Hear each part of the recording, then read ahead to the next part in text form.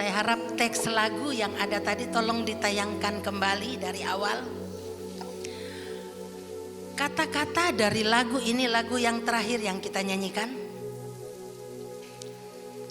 Kata-kata dari lagu ini mengatakan, seringkali kita tidak mengerti jalan-jalan Tuhan. Kita tidak mengerti rencana Tuhan. Tetapi kita tetap mau melangkah, berjalan tanpa bertanya macam-macam, tapi kita mau mengimani bahwa semua yang Tuhan jalankan itu yang terbaik bagi kita. Amin. Kita baca sama-sama kalimat-kalimat dari lagu ini dan kita imani. 1, 2, 3. Seringkali ku tak mengerti jalan-jalanmu Tuhan, bagai di belantara yang kelam. Tanpa 1000 tanya namun tetap percaya, jejak-jejakmu Tuhan sungguh sempurna. Ajarku memahami semuanya yang ku ingini, yang agar hidupku puaskan hatimu.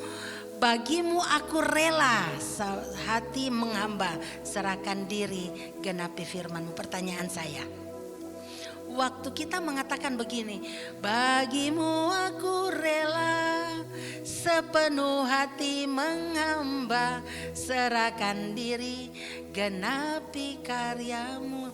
Apakah betul-betul itu keluar dari hati kita yang terdalam? Ataukah sekedar kita menyanyikan, tetapi kenyataannya dalam hidup kita sulit untuk mengikuti dan memahami dan mau melakukan apa yang Tuhan mau dalam hidup kita. Kalau kita melakukan ini, maka saya percaya hidup kita akan menjadi orang yang paling tenang dalam hidup. Amin, saudara.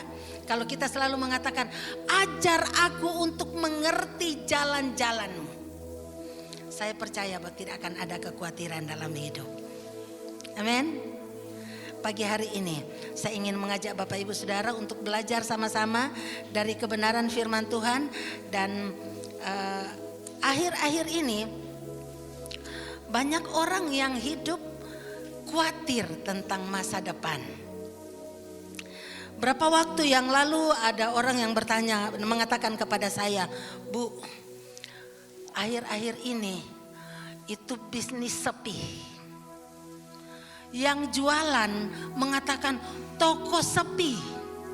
Banyak toko yang tutup.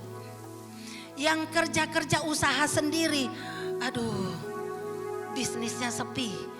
Pelanggannya jarang. Kadang sehari hanya dapat sekian, katanya begitu. Dan itu membuat orang hidup di dalam kekhawatiran dan mulai berpikir, apalagi yang usahanya menggunakan modal bank, kan harus bayar tuh ke bank. Bagaimana kalau untuk setoran aja tidak cukup? Membuat kita mikir terus, saudara. Membuat kita akhirnya khawatir tentang hari esok. Tetapi pada pagi hari ini saya ingin mengajak saudara untuk belajar dari firman Tuhan. Bagaimana, apa sih kekhawatiran itu? Apa dampak dari kekhawatiran? Dan bagaimana seharusnya kita mengatasi kekhawatiran dalam hidup? Saya mau tanya, ada yang tidak pernah khawatir? Yang pernah khawatir tolong angkat tangan. Kalau begitu berarti firman Tuhan ini memang kita perlukan. Karena kita manusia. Ada yang sampai tangannya masih di atas, saking banyaknya khawatirnya. Tidak, tapi saking semangatnya mengatakan, itu berarti saya firman Tuhan itu untuk saya hari ini. Amin. Firman Tuhan ini akan menolong kita kalau kita betul-betul mengikuti dan percaya bahwa Tuhan yang sedang mau melawat dan berbicara bagi kita. Kekhawatiran. Saudara, saya tadi malam mencoba untuk membuka kamus besar bahasa Indonesia dan di sana saya menemukan begini. Kekhawatiran itu berasal dari kata khawatir yang artinya takut, gelisah, cemas terhadap sesuatu yang belum diketahui dengan pasti. Jadi kekhawatiran adalah sikap berpikir berlebihan atau terlalu cemas tentang sesuatu masalah atau situasi. Khawatir berarti kita takut terhadap sesuatu yang belum tahu, yang belum pasti. Kita takut, kita khawatir, kita takut tentang hari esok karena kita tidak tahu hari esok ada apa di sana. Kita cemas dan kita gelisah. Ya. Jadi orang yang hidup di dalam kekhawatiran akan hidup di dalam kegelisahan, akan hidup di dalam ketakutan. Apakah itu berarti kita sama sekali tidak boleh khawatir? Apakah itu berarti kita tidak boleh sama sekali tidak boleh takut? Saudara, ternyata takut itu ada 3 macam. Takut yang pertama atau khawatir yang pertama adalah khawatir atas sesuatu yang akan datang. Karena kita khawatir, kita memikirkan kalau kita tidak melakukan ini, maka kita akan hancur. Maka kita akan melakukan sesuatu untuk mengantisipasi. Contoh, kalau saya tidak bekerja, saya takut nanti anak istri saya tidak makan. Karena saya takut anak istri saya tidak makan, maka saya harus bekerja keras. Kekhawatiran yang seperti ini, ketakutan yang seperti ini adalah kekhawatiran yang akan membuat kita berusaha mengantisipasi sesuatu. Jadi kalau kita tidak pernah takut atau tidak pernah berpikir untuk hari esok, maka kita tidak akan berusaha untuk melakukan apa-apa. Takut yang kedua adalah takut akan Tuhan. Takut akan Tuhan artinya kita tidak mau, kita takut kalau sampai kehidupan kita itu mengecewakan hati Tuhan. Kita takut kalau sampai kehidupan saya mempermalukan nama Tuhan. Karena saya takut itu, karena saya takut mempermalukan nama Tuhan, maka saya akan hidup seturut dengan firman Tuhan. Takut, khawatir yang seperti ini harus. Tapi ada kekhawatiran, takut yang ketiga, yang ini yang harus betul-betul kita singkirkan dari kehidupan kita. Takut tanpa alasan atau takut yang berlebihan, takut tanpa kepercayaan kepada Tuhan. Ada orang yang kadang takutnya kenapa Bu? Gak tahu, pokoknya khawatir aja. Kamu gelisah kenapa? Gak tahu, pokoknya saya gak tahu, gak ngerti kenapa saya gelisah. Pokoknya gelisah aja sampai gak bisa tidur. Ini kekhawatiran, ketakutan yang seperti ini harus disingkirkan dari kehidupan kita. Saya merenungkan bahwa orang yang terlalu khawatir atau kekhawatiran itu adalah lawan dari iman. Kenapa saya mengatakan bahwa khawatir itu adalah lawan dari iman? Karena iman mengatakan di dalam Ibrani 11 ayat 1, di sana dikatakan begini. Iman adalah dasar dari segala sesuatu yang kita harapkan dan bukti dari segala sesuatu yang tidak kita lihat. Saya tidak melihat Tuhan, tapi saya percaya ada Tuhan. Amin. Saya tidak melihat Tuhan, tapi saya merasakan pemeliharaan Tuhan. Ada yang pernah lihat Tuhan? Ya, kecuali lewat mimpi. Atau melalui kita sedang dibawa ke dalam satu pengalaman ilahi. Saya tidak melihat ada salib, ada mahkota di kepalanya Yesus. Tapi saya percaya itu Yesus lakukan untuk saya. Saya belum melihat hari depan. Saya tidak bisa melihat 2 hari kemudian, 1 jam kemudian apa yang terjadi. Tapi saya percaya Tuhan ada di masa depan saya. Amin. Kalau saya percaya Tuhan ada di masa depan saya, maka saya tidak akan khawatir tentang apapun yang terjadi. Saya percaya firman Tuhan mengatakan, Allah turut bekerja dalam segala sesuatu untuk mendatangkan kebaikan. Saya percaya itu, walaupun saya rasanya sulit untuk percaya, saya sakit masa Allah turut bekerja. Tetapi saya percaya, itu namanya iman. Iman adalah dasar dari segala sesuatu yang kita harapkan dan bukti dari segala sesuatu yang tidak kita lihat. Itu iman. Berarti iman dan kekhawatiran itu adalah sesuatu yang bertolak belakang, berlawanan. Khawatir, kita gelisah, kita takut tentang sesuatu yang kita belum lihat. Kita tidak tahu pasti apa yang akan terjadi di hari depan. Tetapi di dalam Tuhan kita tahu pasti bahwa di dalam Tuhan ada hari depan yang penuh harapan. Amin.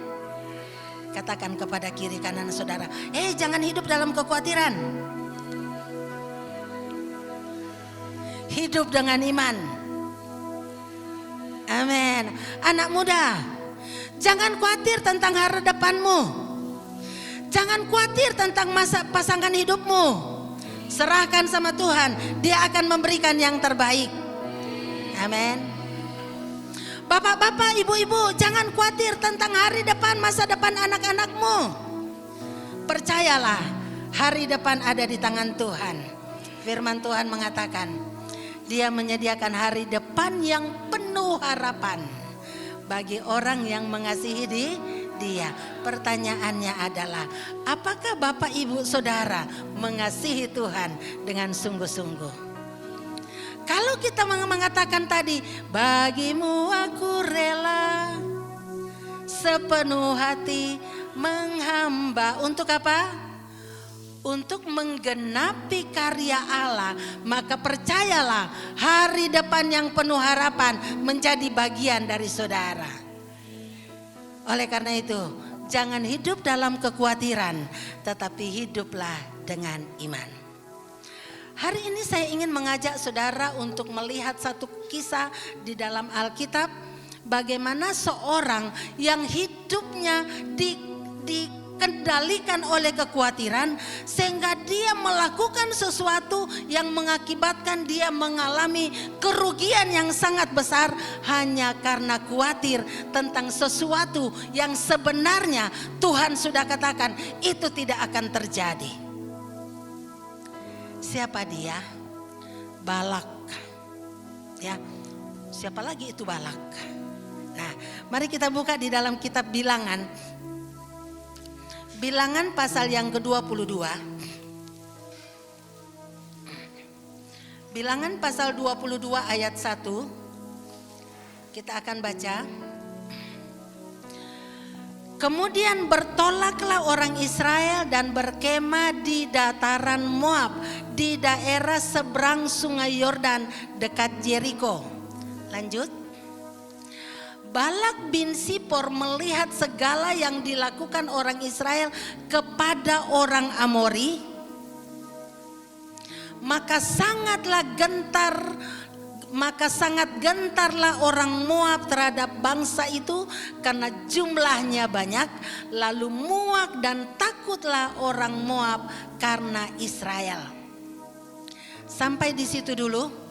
Saya ingin menceritakan sedikit latar belakang. Waktu orang Israel keluar dari tanah Mesir, berjalan menuju ke tanah perjanjian dengan satu perintah, bahwa mereka akan memasuki tanah perjanjian dan menaklukkan kota itu, kota tanah Kanaan, untuk menjadi milik pusaka mereka, untuk menjadi tempat kediaman mereka. Tetapi ada perintah yang lain. Di semua daerah yang akan dilalui, semua daerah yang akan ditaklukkan, ada perintah Tuhan di dalam Ulangan pasal 2. Ulangan pasal 2 di sana dikatakan begini.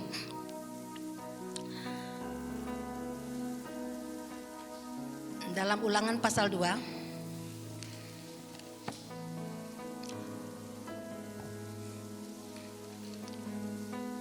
Ulangan pasal 2 ayat yang ke-42.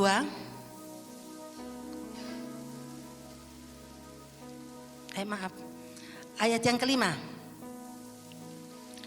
Ayat yang kelima, ayat yang ke-9 di situ dikatakan, digambarkan riwayat perjalanan. Ulangan ini adalah mereka sudah sampai, sudah mau masuk ke tanah Kanaan. Terus Musa mengingatkan kembali perintah-perintah itu, mengingatkan perjalanan mereka. Dan di sini ayat yang kelima dikatakan, janganlah menyerang mereka sebab aku tidak akan memberikan kepadamu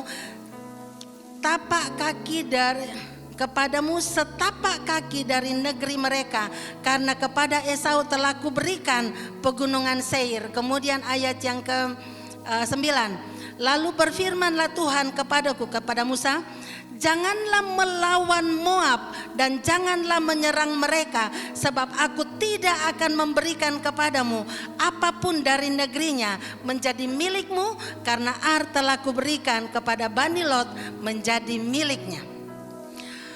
Waktu orang Israel keluar dari Mesir, Tuhan berbicara kepada mereka, jangan menyerang daerahnya orang Edom, karena itu adalah milik saudaramu, milik Esau. Jangan menyerang daerah Moab, karena daerah Moab telah kuberikan kepada Lot. Poin yang pertama yang saya mau sampaikan di situ, itu sudah lama sekali.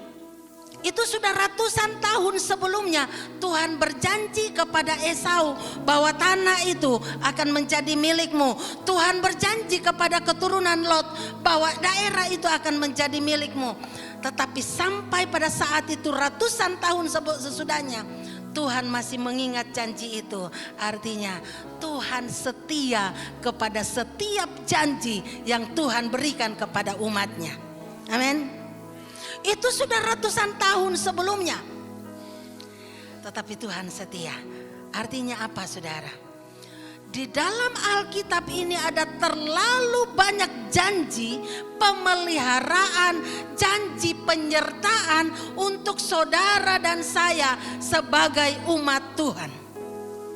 Kalau janji itu kita lakukan, kita penuhi, maka Tuhan setia dengan janjinya. Dia setia memelihara hidup kita. Dia setia memenuhi kebutuhan kita. Dia pegang masa depan kita. Kalau kita tahu Allah kita Allah yang seperti itu, adakah alasan untuk kita khawatir? Amin. Bukan berarti bahwa kita sama sekali tidak khawatir. Tapi adakah alasan untuk kita hidup di dalam kekhawatiran yang terus menerus? Tidak ada alasan, saudara. Alasannya tidak mendasar kalau kita terus hidup di dalam kekhawatiran dan akhirnya kita hidup di dalam kegelisahan. Gelisah. Tidak bisa tidur, tidak bisa makan karena pikiran, karena mikir terus, mah kambuh, asam lambung naik. Katakan kepada kiri kanan saudara, hei saudaraku, kita adalah orang-orang yang diberkati oleh Tuhan. Amin. Jangan khawatir. Percayalah kepada Tuhan, Dia yang memegang kendali atas hidup kita. Janji yang diberikan kepada Esau itu ratusan tahun sebelumnya Tuhan masih pegang. Sehingga waktu orang Israel mau lewat, dia katakan, jangan ganggu daerah itu.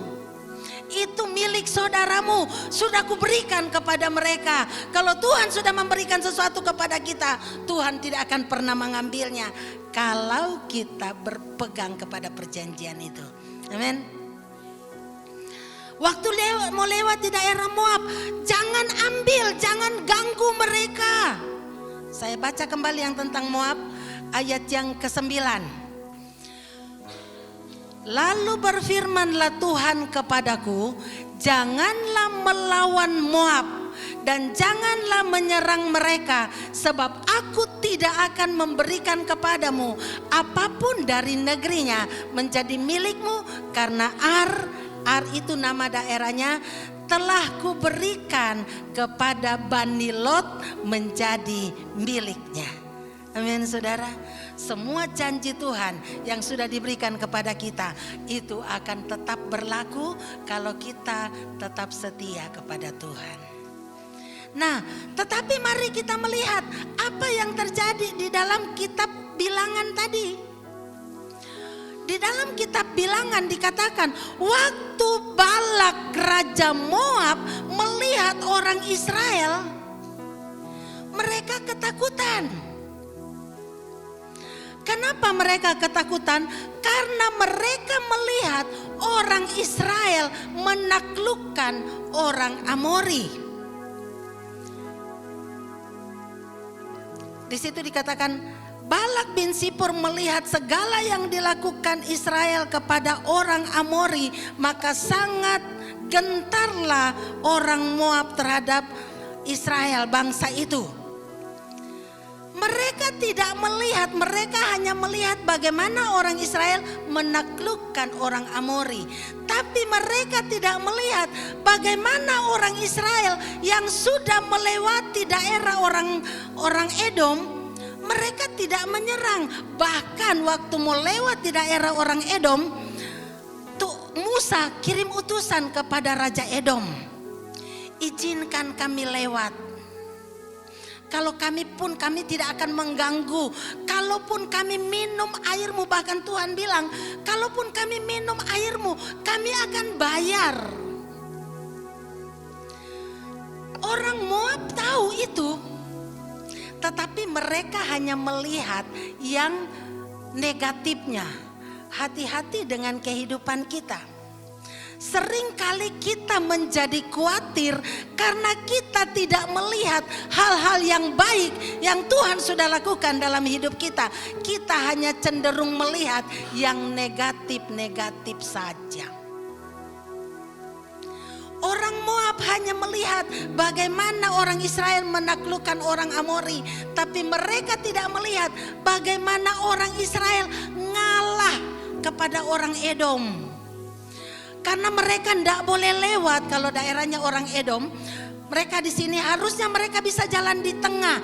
Tapi karena orang Edom tidak izinkan, mereka muter. Orang Moab tidak melihat itu.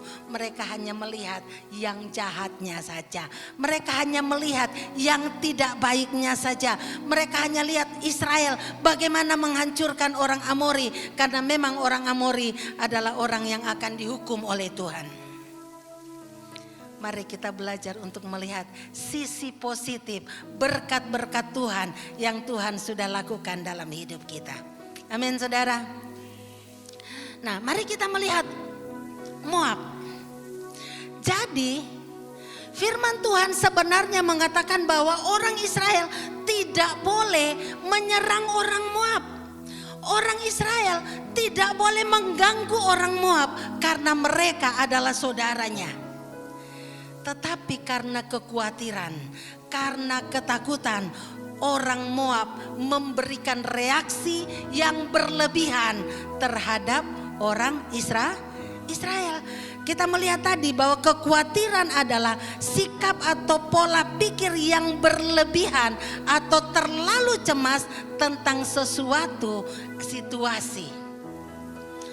Orang Moab, Raja Balak memberikan respon yang sangat berlebihan disebabkan oleh kekhawatirannya. Apa yang Balak lakukan?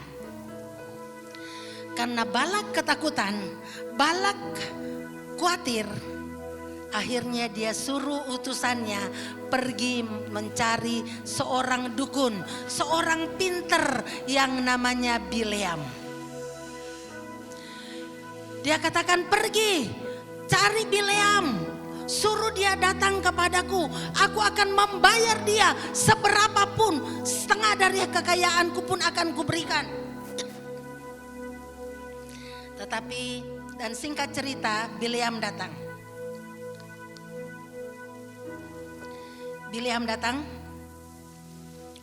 Tapi Bileam mengatakan, aku sama sekali tidak akan dapat melakukan sesuatu kalau Tuhan tidak menyuruh saya.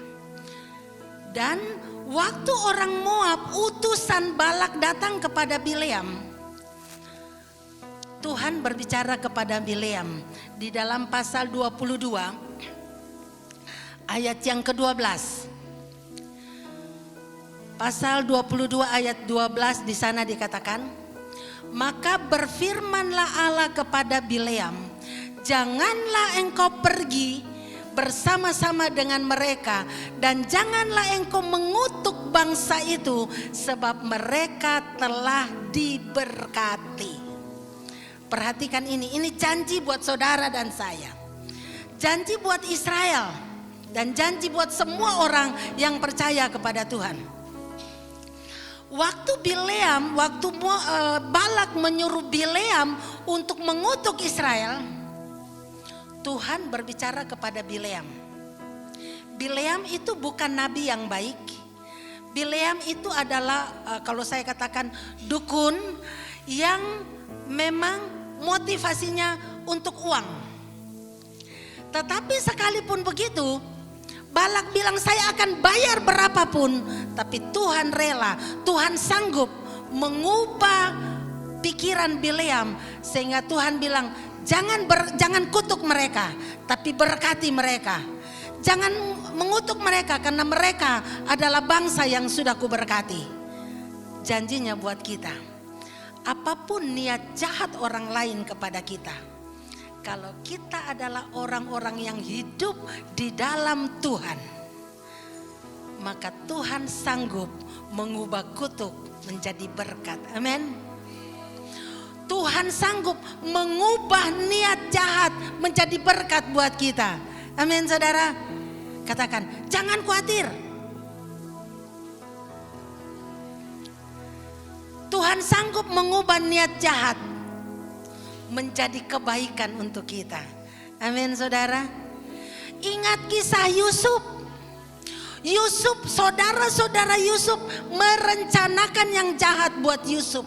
Tetapi Tuhan merubah rencana itu untuk menjadikan Yusuf sebagai pembesar. Amin. Untuk memberikan hari depan yang penuh harapan. Kalau kita ada di dalam Tuhan, Tuhan setia dengan janjinya.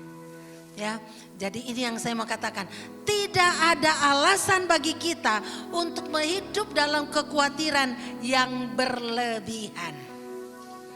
Karena selama kita masih makan makanan yang panas, selama kita masih bernapas, kekhawatiran itu pasti ada.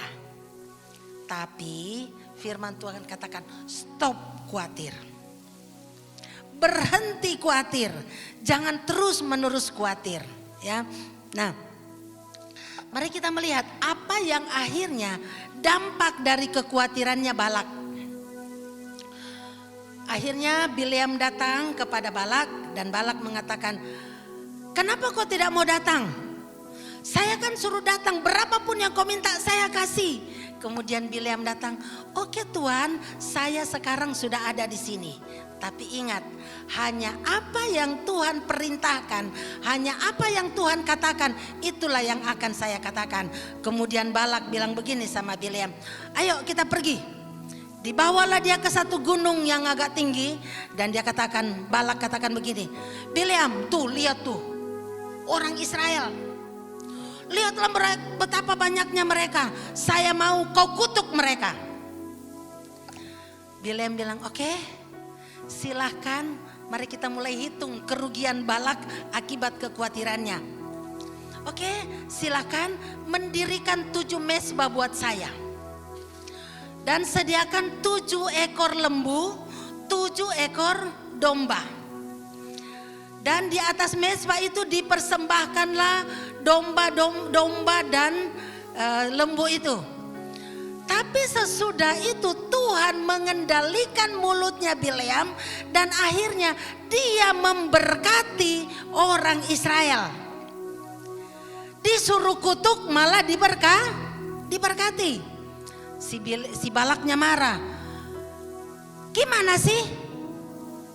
saya membayar kamu, saya memberikan persembahan, saya menyuruh kamu untuk mengutuk Israel. Kenapa diberkati? Saya lagi membayangkan dialognya. Si Bileam bilang, ya kan saya sudah bilang, saya hanya bisa mengatakan apa yang Tuhan bilang. Oke, si Balak, oke kita pergi ke tempat yang lain. Pergi ke tempat yang lain dan mengatakan, oke coba di sini. Lihat tuh, kutuk mereka. Bileam bilang, oke silahkan dirikan 7 mezbah.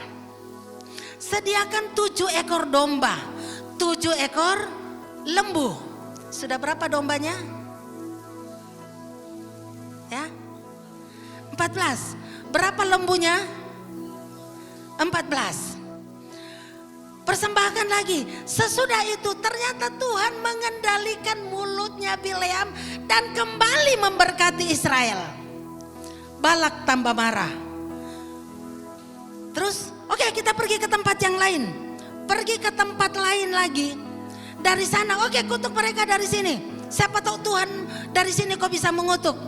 Bileam bilang oke, silakan dirikan 7 mezbah lagi, sediakan 7 lembu lagi, sediakan 7 domba lagi. Sementara mempersembahkan itu, Tuhan berbicara lagi, mengurapi mulutnya Bileam dan memberkati Israel lagi. Saudara, berapa kerugiannya Balak?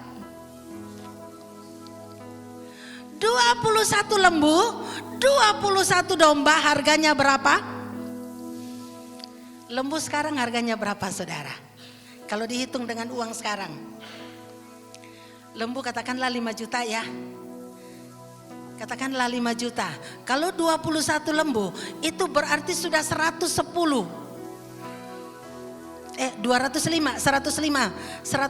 juta.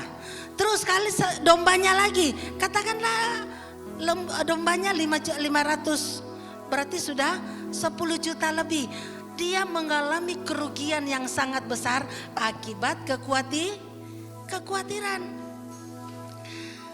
Padahal orang Israel sudah tidak akan mungkin menyerang mereka. Karena Tuhan bilang jangan serang mereka. Tetapi ketakutan, kekhawatiran membuat mereka akhirnya bertindak over. Melebihi sesuatu yang seharusnya tidak dilakukan. Jadi kekhawatiran itu kadangkala menimbulkan kerugian bagi kita sendiri. Kerugian bagi kita, tetapi keuntungan bagi pihak yang lain. Kerugian bagi Balak, tapi keuntungan bagi Israel. Karena 3 kali dia berkati, saudara, berkatnya semakin melimpah. Jadi mari saudara, jangan hidup di dalam kekhawatiran. Nah kalau begitu bagaimana caranya kita menghadapi kekhawatiran ini? Kita buka di dalam Filipi pasal 4 ayat 6 dan 7. Filipi pasal 4 ayat 6 dan 7. Demikian bunyi firman Tuhan. Janganlah hendaknya kamu khawatir tentang apapun juga, tapi nyatakanlah dalam segala hal keinginanmu kepada Allah dalam doa dan permohonan dengan ucapan syukur. Tuhan mengatakan kalau engkau khawatir, berhenti khawatir, serahkan segala keinginanmu kepada Tuhan. Curhatlah kepada Tuhan. Kenapa kita curhat kepada Dia? Karena kita percaya Allah yang memelihara kita. Allah yang akan memberikan masa depan kepada kita. Allah yang akan menolong kita sesuai dengan janjinya. Ada begitu banyak janji Tuhan buat saudara dan saya. Dan janji itu berlaku, tapi janji itu juga bersyarat. Syaratnya apa? Kalau kita baca di dalam sepanjang Alkitab, Tuhan selalu mengatakan, kalau kamu melakukan ini, aku akan melakukan ini. Kalau kamu melakukan ini, aku akan memberkati kamu. Tetapi kalau kamu tidak melakukannya, aku akan melakukan ini. Dengan kata lain, janji-janji Tuhan itu syaratnya.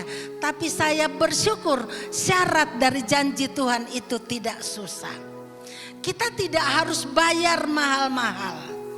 Cukup kita bayar dengan ketaatan dan kesetiaan kita kepada Tuhan. Amin, saudara. Kita bayar dengan kesetiaan dan ketaatan kita kepada Tuhan, maka kita akan menikmati perlindungan Tuhan. Saya teringat waktu membaca kisah ini, waktu melihat Balak minta Bileam untuk mengutuk Israel, tetapi Tuhan malah memberkati. Saya ingat pengalaman saya pribadi, pengalaman kami keluarga. Berapa tahun yang lalu, sewaktu suami saya baru dipanggil Tuhan, itu berturut-turut setiap pagi kami dapat bingkisan ditaruh di depan, di halaman sekolah depan situ, saudara. Bingkisannya apa? Bingkisannya bukan sesuatu yang enak dimakan, bingkisannya bukan sesuatu yang bisa dipakai, tetapi bingkisannya adalah sesuatu yang menjijikkan. Karena bingkisannya apa? Kotoran manusia.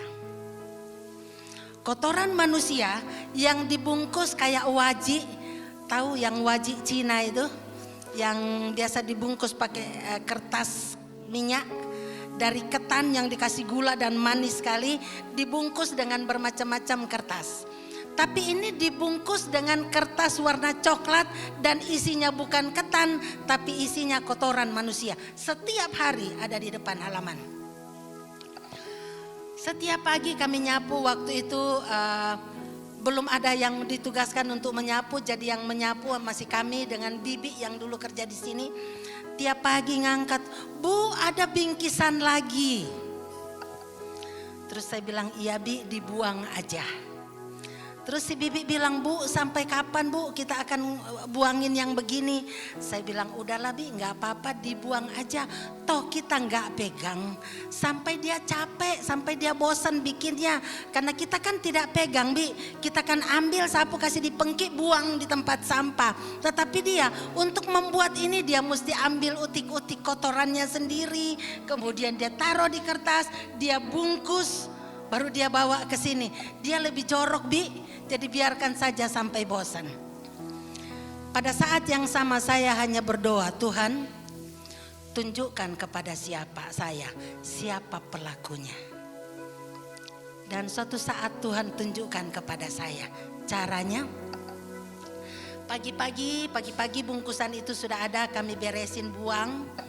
Terus saya mandi, saya ngajar, selesai ngajar TK, ada tamu yang datang. "Bu, boleh saya ngobrol?"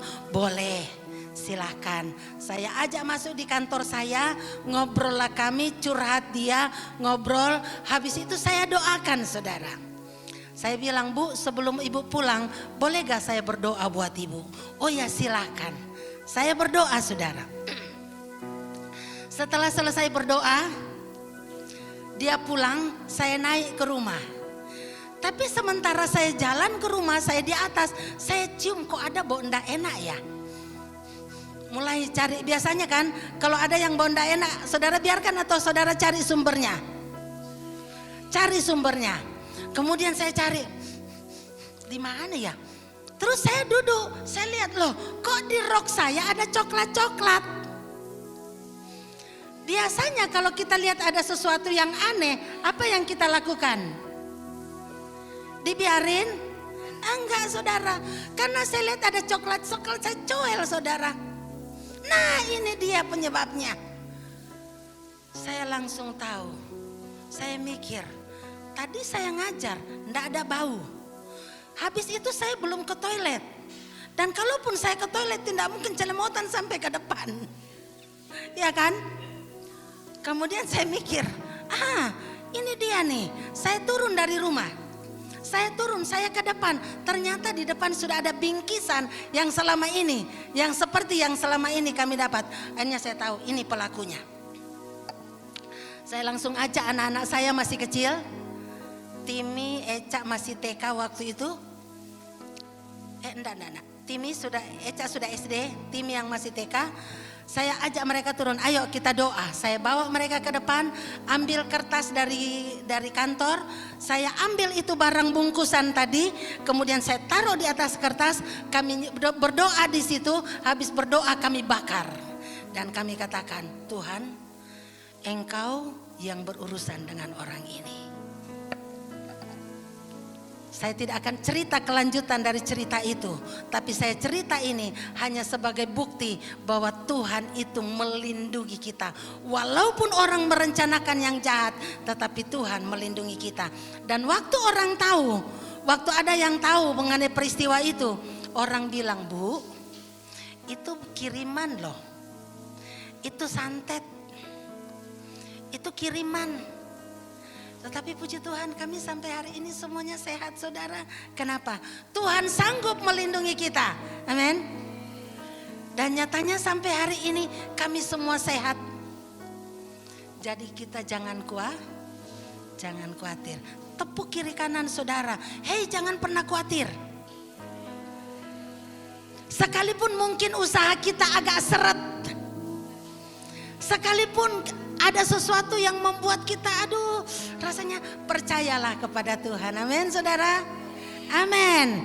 Apa yang harus kita lakukan? Di dalam Filipi ini dikatakan, serahkanlah, janganlah hendaknya kamu khawatir tentang apapun juga, tapi nyatakanlah dalam segala hal keinginanmu kepada Allah dalam doa dan permohonan dan ucapan syukur. Dari ayat ini ada 3 hal yang perlu kita lakukan untuk mengatasi kekhawatiran kita. Yang pertama, percayalah kepada Allah yang memanggil saudara, yang menyelamatkan saudara, bahwa Dia Allah yang setia dengan janjinya. Amin. Dia setia saudara. Pertanyaannya adalah, apakah saya juga setia? Apakah saudara juga setia? Kalau kita mau menikmati berkat-berkat pemeliharaan Tuhan, karena Dia setia, kita juga harus setia. Setialah sampai mati. Seperti Tuhan Yesus, setia sampai mati. Yang kedua, di sini dikatakan, nyatakanlah dalam segala hal keinginanmu kepada Allah dalam doa. Apapun yang membuat saudara khawatir, apapun yang membuat saudara gelisah, apapun yang membuat saudara rasanya ada beban, nyatakan kepada Tuhan. Loh, apakah Tuhan tidak tahu? Tuhan tahu. Tapi Tuhan mau kita terbuka. Tuhan mau kita berkomunikasi. Tuhan mau kita berbicara dengan Dia. Yang ketiga, di situ dikatakan, nyatakanlah kepada Allah dalam doa dan permohonan dengan ucapan syukur. Mengucap syukur dalam segala keadaan, itulah yang Tuhan perintahkan kepada kita. Mengucap syukur dalam segala situasi, itu yang Tuhan mau dari kita. Firman Tuhan mengatakan, jangan kamu khawatir. Bunga di padang Dia hiasi. Burung yang tidak pernah menabur diberi makan oleh Tuhan. Mungkin kita berkata, lah kalau begitu saya santai-santai saja. Burung aja ndak meminta, ndak menanam dikasih makan. Bunga ndak meminta dikasih baju yang bagus. Saya kan manusia. Hei saudara, kita beda dengan burung. Kita beda dengan bunga. Kita diberi hikmat oleh Tuhan supaya kita dapat mengatur segala-galanya. Kita bisa mengatur, memikirkan apa yang harus saya kerjakan. Tuhan memberkati, dan sekecil apapun kalau kita sudah berusaha semaksimal mungkin, Tuhan akan memberkati.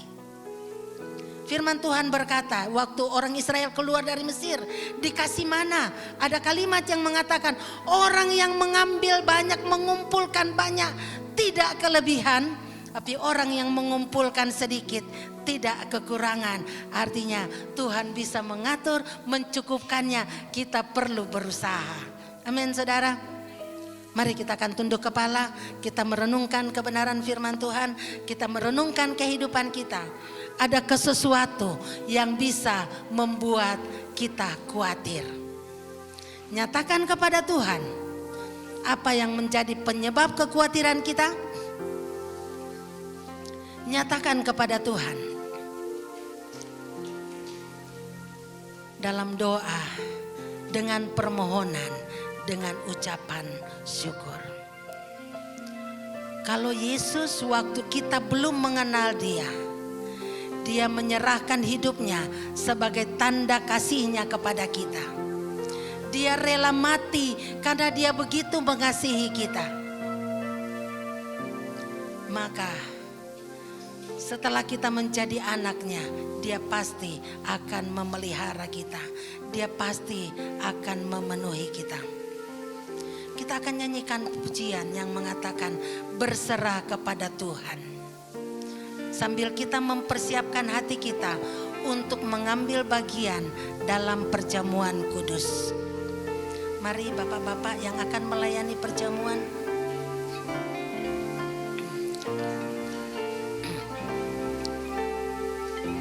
Haleluya Yesus. Berserah kepada Yesus tubuh, roh dan jiwaku. Ku kasihi, ku percaya, ku ikuti Dia terus. Aku berserah, aku berserah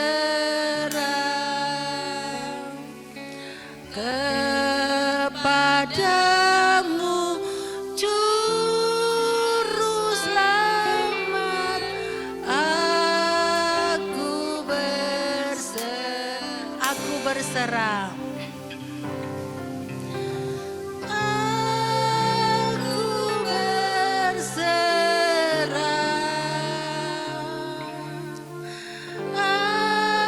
aku berserah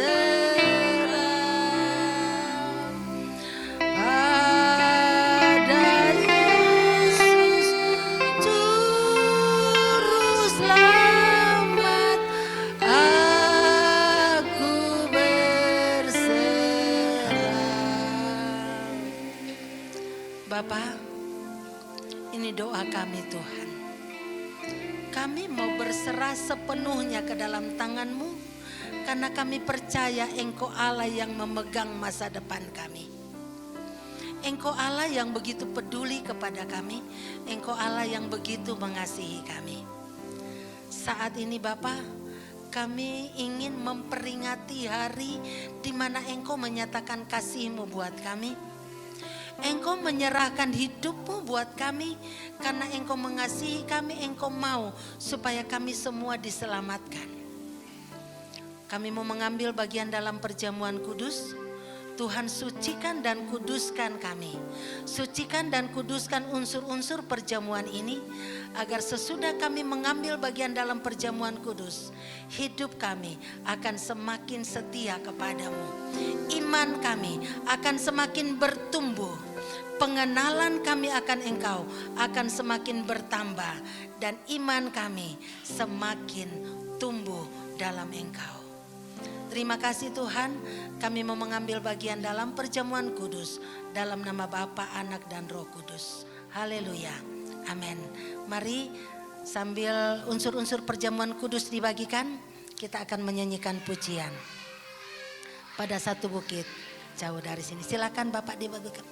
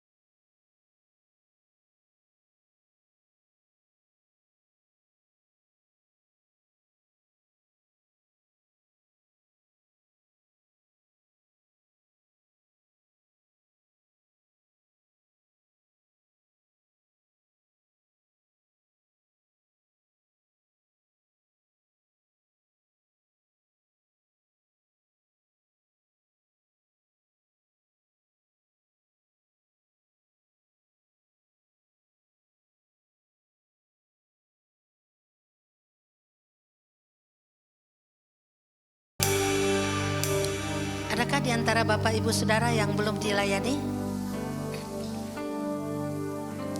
Kalau tidak ada, mari saya undang saudara untuk bangkit berdiri. Sambil memegang roti di tangan kanan saudara, angkatlah roti ini dan lihat dengan iman saudara bahwa roti ini adalah simbol dari tubuh Tuhan yang dipecah-pecahkan, yang dihancurkan demi keselamatan saudara dan saya. Dan dengarkanlah firman Tuhan. Sebab apa yang telah kuteruskan kepadamu telah aku terima dari Tuhan, yaitu bahwa Tuhan Yesus pada malam waktu ia diserahkan, ia mengambil roti dan sesudah itu ia mengucap syukur atasnya. Ia memecah-mecahkannya dan berkata, inilah tubuhku yang diserahkan bagi kamu. Perbuatlah ini menjadi peringatan akan daku. Mari kita akan pecahkan bersama-sama dalam nama Tuhan Yesus dan kita makan bersama-sama.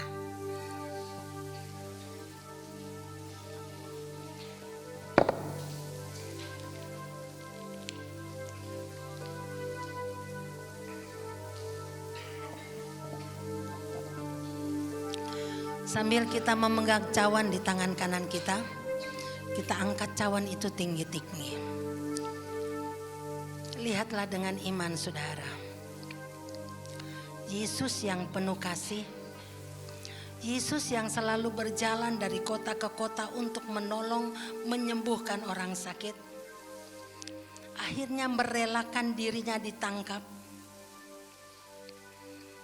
dicambuk, dianiaya, dan dari setiap cambukan mengalir darah suci. Darah dari Tuhan Yesus yang selalu melakukan yang terbaik. Dia rela diperlakukan demikian karena kasihnya bagi saudara dan saya. Dan cawan yang kita pegang ini adalah simbol dari darah Tuhan.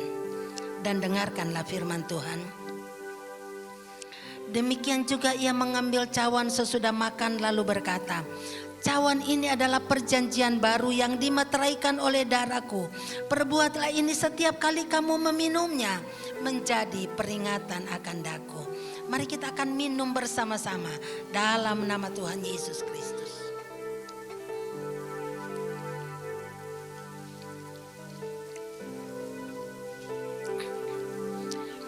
Sebab setiap kali kamu makan roti ini dan minum cawan ini, kamu memberitakan kematian Tuhan sampai ia datang kembali.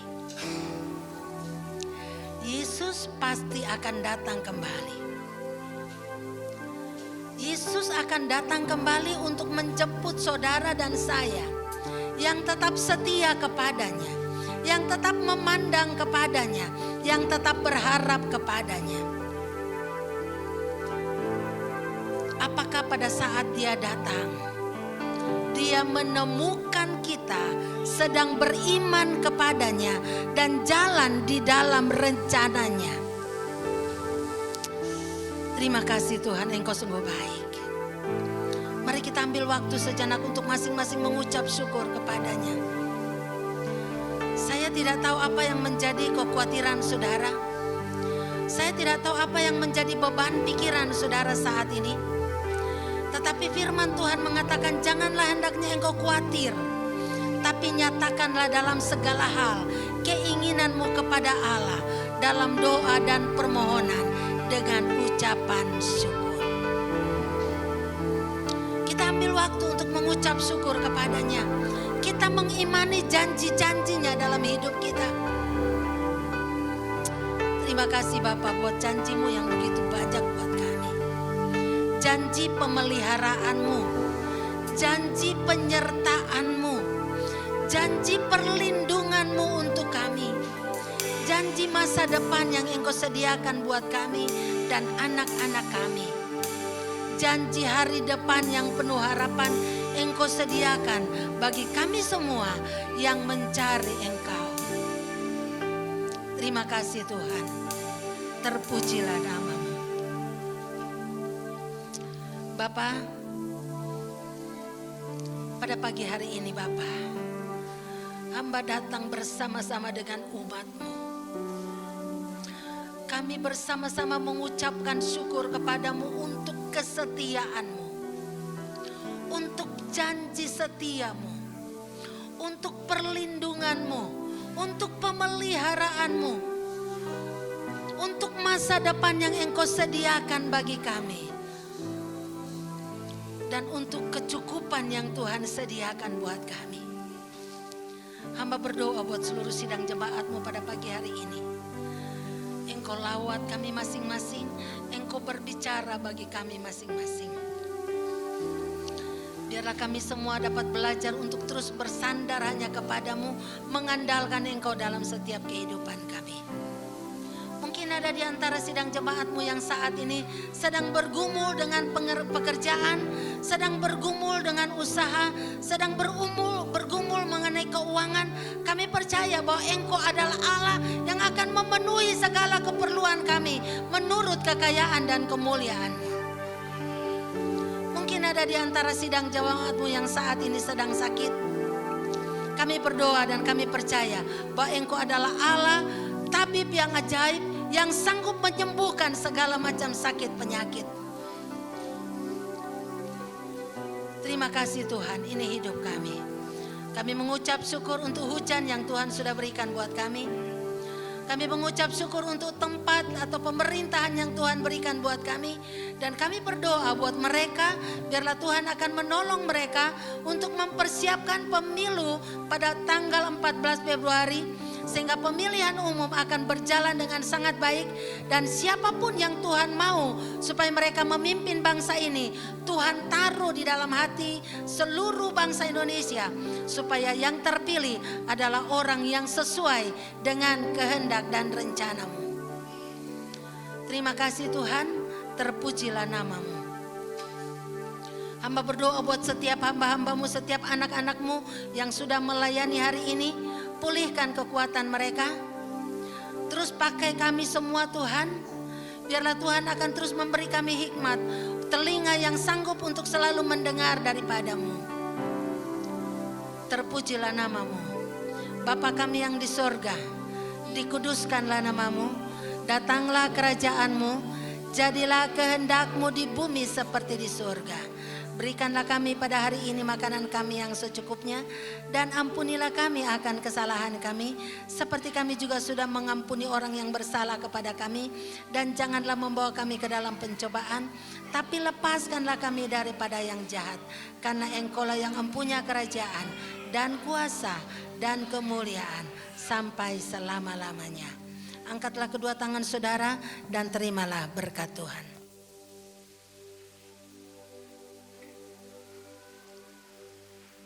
Tuhan memberkati engkau dan melindungi engkau. Tuhan menyinari engkau dengan wajah-Nya dan memberi engkau kasih karunia. Tuhan menghadapkan wajah-Nya kepadamu dan memberi engkau damai sejahtera. Kiranya damai sejahtera Allah yang melampaui segala akal menguasai hati, pikiran, dan perasaan kita semua mulai hari ini sampai Maranatha, Tuhan Yesus datang kembali. Haleluya, amin. Bapak.